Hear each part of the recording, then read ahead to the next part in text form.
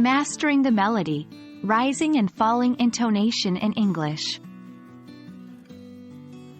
Hello language learners.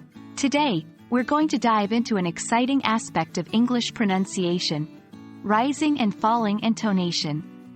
Intonation, which is the way your voice rises and falls as you speak, is a crucial part of English communication. It can help convey meaning, emotion, and attitude.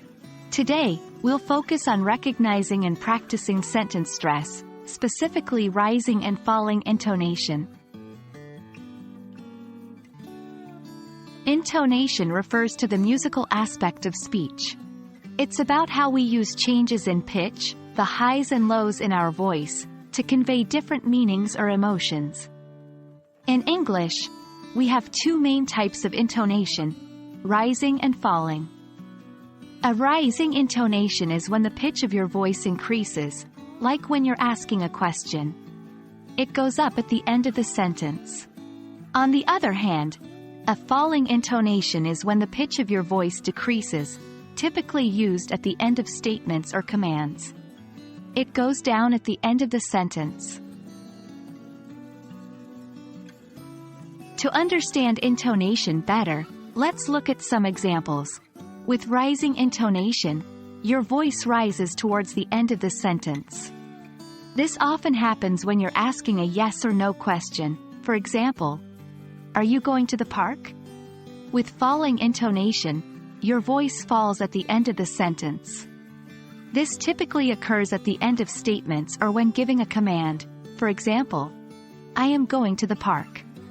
Can you hear the difference? Now, let's practice. First, we'll practice rising intonation. Repeat after me. 1. Did you finish your homework? 2. Is it going to rain? You should feel your voice rising at the end of these sentences. Now, let's practice falling intonation. Repeat after me. 1. Turn off the light. 2. She lives in New York. Did you notice your voice falling at the end of these sentences? Remember, intonation is not just about the melody of speech. It also carries meaning and can impact how others perceive our messages.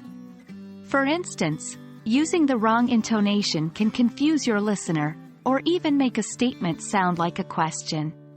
So it's important to pay attention to rising and falling intonation when practicing your English speaking skills. That's all for today's lesson on rising and falling intonation.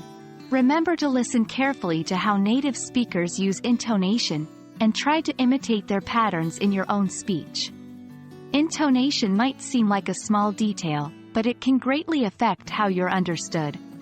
Keep practicing, and you'll see your English communication skills improve.